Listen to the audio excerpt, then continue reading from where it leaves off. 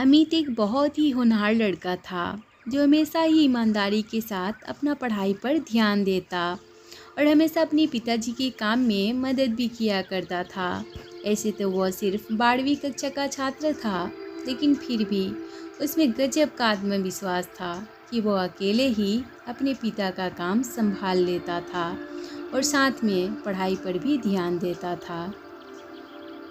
अमित की मां का देहांत 2 साल पहले ही हो चुका था और उसकी एक छोटी बहन थी जो स्कूल जाती थी, लेकिन कभी कभी इसे भी स्कूल से छुट्टी लेनी पड़ती थी क्योंकि अमित के पिताजी सही समय पर उसकी स्कूल की फीस जमा नहीं करवा पाते थे। छोटी बहन को पढ़ाई का शौक नहीं था, लेकिन फिर भी अपने भाई के कहने पर वो पढ़ाई करने लगती थी। एक दिन छोटी बहन के पड़ोस में रहने वाली उसकी सहेली ने उसे अपने बर्थडे में आने के लिए कहा था। साथ में उसे रेड कलर की ड्रेस पहनने को कहा था क्योंकि इसकी बर्थडे पार्टी की थीम रेड कलर की थी। अमित की बहन इतनी समझदार नहीं थी और वो बार बार अपने भाई से जिद करने लगी कि भैया मुझे नई ड्रेस खरीद कर देना, कल मुझे अमृता के बर्थडे में जाना है जहाँ रेड कलर पहनना होगा। ऐसे में मैं नहीं पहनूंगी तो लोग मेरी हंसी उड़ाएंगे और मुझसे कोई दोस्ती नहीं करेगा। अमित बोला, अरे ड्रेस से क्या लेना देना, तू बस उस पार्टी में जाकर मज़े कर आना। बहन रोते हुए बोली, नहीं भैया मुझे तो वही ड्रेस चाहिए, नहीं तो मैं बर्थडे पार्टी में नहीं जा पाऊंगी। अमित अपनी बहन से बहुत प्यार करता था और इसी वजह से उसने अपनी बहन के लिए नई ड्रेस लाकर दे दी जो लगभग 1500 रुपये की थी और जिसके लिए उसने अपने दोस्त से उधार भी लिया था। ऐसे तो वो बहुत स्वाभिमानी था, लेकिन अपनी बहन के आगे वो कुछ भी नहीं कर पा रहा था। अमित के पिताजी बोले, तू अपनी बहन को बिगाड़ते जा रहा है, दिन ब दिन उसकी ख्वाहिश बढ़ती जा रही है। देख बेटा, उसके अंदर भी तो यह समझदारी होनी चाहिए कि वो हमारी मजबूरी को समझ सके। हम इतने पैसे वाले तो नहीं हैं। यह सब बातें दूर से ही अमित की बहन सुन रही थी और उसे यह सुनकर अच्छा नहीं लगा कि उसके पिताजी ने उसे कुछ भी देने से मना किया है और उसे समझदार होने की बात की है। उसके हिसाब से तो वही सबसे समझदार लड़की थी। उसने अपने पिताजी और भाई की मजबूरी को भी सुनते हुए नज़रअंदाज कर दिया था क्योंकि उसे तो अपनी मनमर्जी का हर वो सामान मिल जाता था जो वो चाहती थी। अमित दिन भर अपना काम करता और रात में पढ़ाई किया करता था। वो अपनी पढ़ाई को छोड़ना नहीं चाहता था। यूं ही एक दिन वो पढ़ाई कर रहा होता है और अचानक उसे उसके दोस्त का फ़ोन आता है जो उससे कल होने वाली पार्टी के बारे में चलने के लिए कहता है। राजीव बोलता है, अरे चलना यार, वैसे तो तू रोज़ रोज़ काम करता है, कभी हम दोस्तों के लिए भी समय निकाल लिया कर।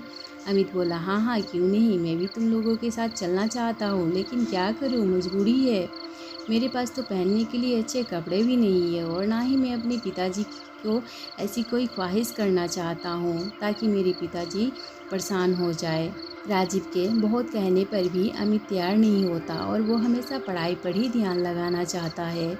यह सब बात सोते हुए अमित की बहन सुन लेती है, जिसे थोड़ा अफसोस होने लगता है कि जो भाई उसके लिए सब कुछ करने को तैयार होता है वो खुद के लिए कभी कुछ नहीं कर पाता है।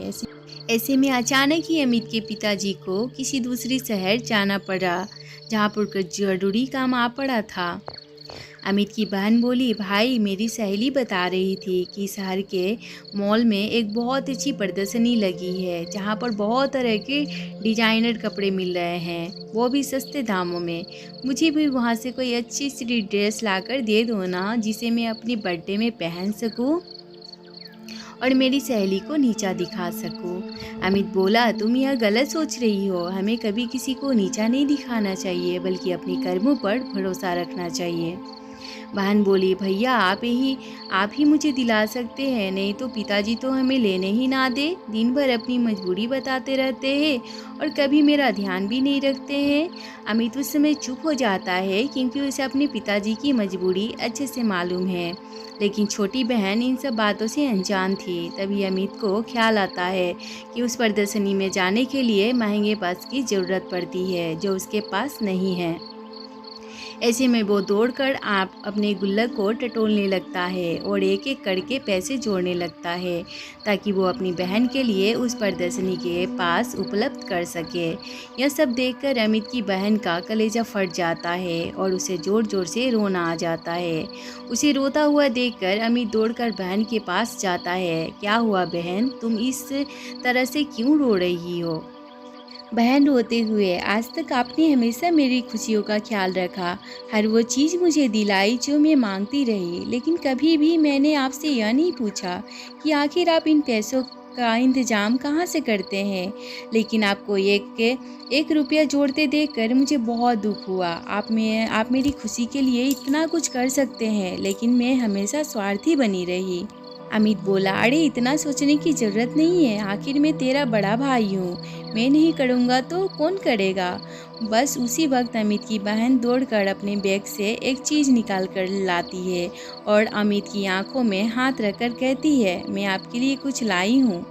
इस बात से अमित चौंक जाता है और जैसे ही वो अपनी आँखों से बहन का हाथ हटाता है तो देखता है उसकी बहन उसके लिए एक सुंदर सी शर्ट लेकर आई है। अमित आश्चर्य से, यह तो बड़ी महंगी लगती है, पर तुम कहाँ से लेकर आई?